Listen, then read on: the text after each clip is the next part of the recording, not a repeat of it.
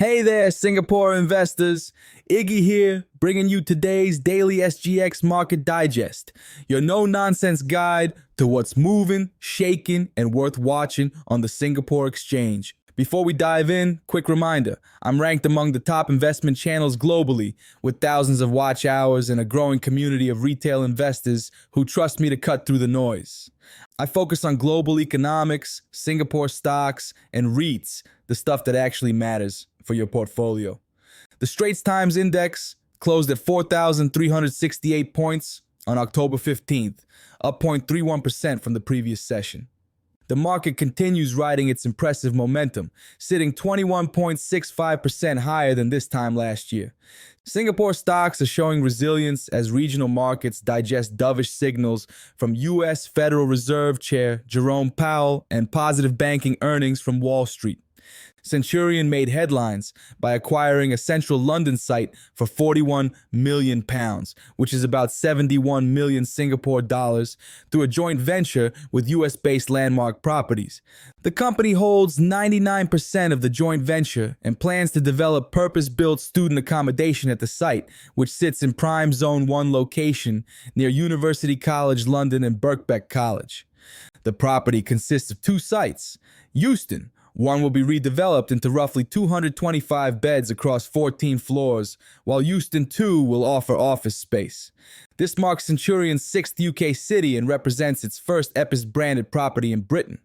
Shares closed 2.7% lower at $1.42 on Tuesday before the announcement. Iggy's take. This is a smart geographic expansion into one of the world's tightest student housing markets. London needs over 100,000 additional student beds, with a student-to-bed ratio of 2.9. That supply-demand imbalance is music to a REIT investor's ears. Centurion's September listing of its accommodation REIT gives them capital firepower, and the EP1200 premium branding should command higher rents than standard accommodations. The Zone 1 location is gold. Students will pay premium prices to avoid lengthy commutes. Watch how the EP1200 brand performs when it launches. If it matches the Sydney property's success launching in the first quarter of 2026, this could be a template for more UK expansion. The stock dip before the announcement might represent a buying opportunity for long-term holders who believe in the UK student housing thesis. Stoneweg Europe Staple Trust issued its second green bond of 2025, raising 300 million euros, which is approximately 452 million Singapore dollars, with a 2033 maturity. The bond carries a 4.125% coupon rate and 4.203% reoffer yield. Investor appetite was strong. The order book peaked at nearly 1 billion euros, making it more than 3 times oversubscribed. Proceeds will refinance existing debt due in 2026 and 2027. The issuance came days after Fitch upgraded CERT's rating to BBB from BBB-, and the trust also locked in a 5-year interest rate swap, bringing overall interest costs to 3.9%.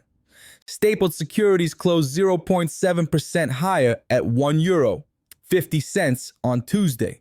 Iggy's take, 3 times oversubscribed, tells you everything about institutional confidence in CERT's repositioning under the Stoneweg brand. That Fitch upgrade isn't just a pat on the back, it's validation that their asset disposal program and balance sheet cleanup worked. More importantly, they've extended their debt maturity profile to one of the longest among Singapore REITs while locking in sub-4% financing costs. In an environment where many REITs are scrambling with near-term refinancing risks, CERT just bought itself breathing room until 2033. The 4.125% coupon looks reasonable given where European rates are trading, and that 5-year swap at 3.9% is solid risk management. For income investors, this bond issuance removes a major overhang. The real question now, can management deploy that refinancing headroom into accretive acquisitions at the bottom of Europe's commercial real estate cycle? If yes, current unit prices could look cheap in hindsight. Engineering services provider Everglory United Holdings applied to transfer its listing from SGX's Catalyst board to the Mainboard. The company says the move aligns with its long-term strategy to enhance shareholder value by accessing a larger investor base and improving its corporate profile, both locally and internationally. Everglory highlighted its consistent net profit growth since its May 2023 Catalyst listing and recent acquisitions of two mechanical and electrical engineering firms. The transfer needs SGX in principle approval, satisfaction of listing requirements, and shareholder approval. Shares closed 0.7% higher at 68.5 cents on Tuesday. Iggy's take: Mainboard transfers are all about credibility and liquidity. Catalyst can feel like the miners. Great for growth companies, but limited institutional participation. Mainboard gets you in front of fund managers with bigger checkbooks and retail investors who filter out Catalyst stocks entirely. Everglory's consistent profitability since 2023 and two strategic acquisitions show they're not just box ticking. They're genuinely building scale. At 68.5 cents, this is still a micro cap, but Mainboard status could narrow the valuation discount.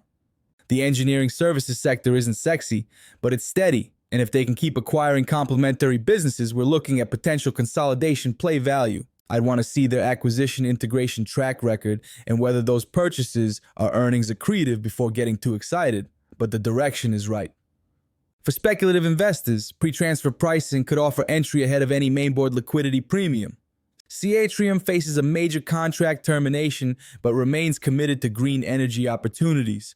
Maersk Offshore Wind canceled a $475 million contract for a wind turbine installation vessel that was 98.9% complete, citing construction delays.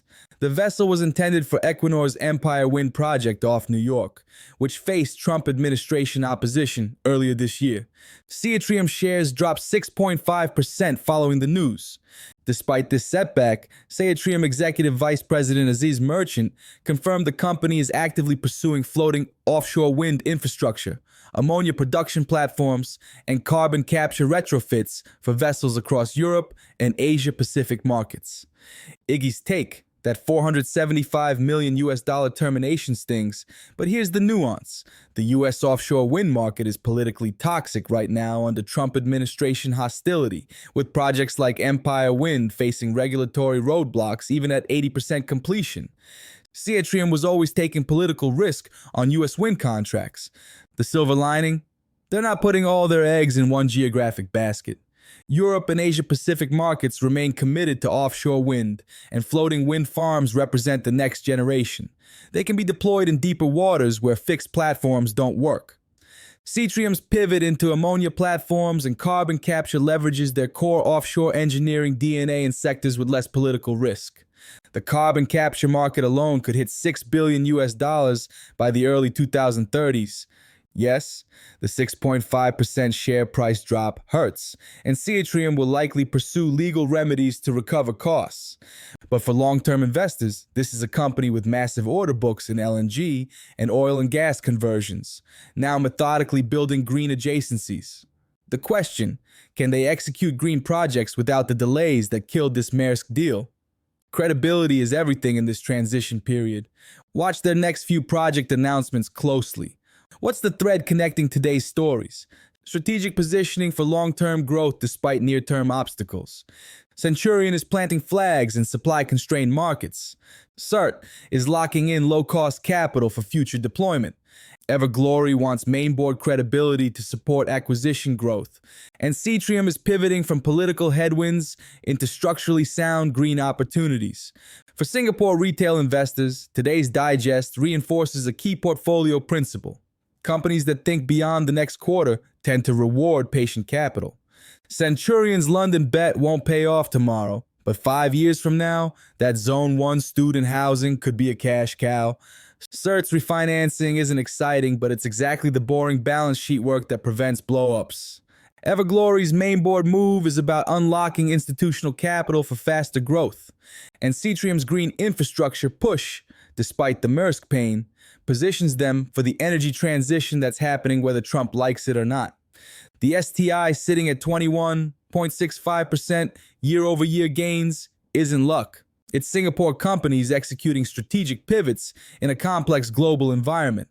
As always, the devil is in execution. Watch management track records, balance sheet health, and whether these strategic moves translate into earnings growth over the next 6 to 12 months. Stay invested, stay informed, and remember, in volatile times, strategy beats noise every single time. Got thoughts on any of today's stocks? Drop a comment below. I read every single one. And if you're serious about leveling up your Singapore investing game, consider upgrading to my premium newsletter for deeper dives, portfolio strategies, and real-time alerts on SGX opportunities. Until tomorrow's digest, keep those portfolios growing.